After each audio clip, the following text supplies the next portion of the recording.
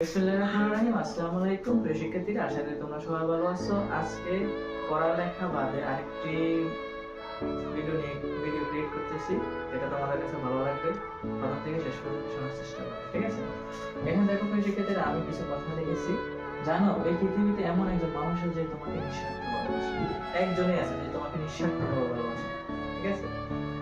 তুমি হাসলে সে হাসে, তুমি কাঁদলে তার চোখে পানি আসে। সে হলো আমাদের একমাত্র মা। তুমি হাসলে তোমার মা হাসে, তুমি কান্না করলে তোমার মা কান্না করবে, ঠিক আছে? তোমার জন্য তোমার মায়ের সবচেয়ে বেশি হচ্ছে যে দোয়া করবে। তুমি যখন কষ্টে আসো, সমস্যায় আসো তখন তোমার মায়ের তোমার জন্য সবচেয়ে বেশি দোয়া করে। এবং তুমি যখন বাড়িতে থাকবে না, তখন যখন তুমি বাড়ি থেকে দূরে থাকবে, তোমার মা তোমার জন্য দুশ্চিন্তা করবে। আমার ছেলেরা একবেলা খাইছে কিনা, সেই ওই চিন্তায় থাকবে। সে কি খাইছে না খাইছে, সে কেমন আছে, সেই চিন্তায় তোমার মা থাকবে। এই পৃথিবীতে আর কোনো মানুষ তোমার জন্য এরকম চিন্তা করবে না। তো মা হচ্ছে আমাদের জন্য সবচেয়ে বড় রত্ন, সবচেয়ে বড় সম্পদ। আমাদের প্রত্যেকটা ছেলের উচিত হচ্ছে যে সবাই আগে হচ্ছে যে মা স্বপ্ন পূরণ করা, মায়ের কথা শোনা, মায়ের কাছে যে কথা বলা, তার সমস্যার কথা বলে শোনা। তো তোমরা তোমাদের মায়ের সেবা করো।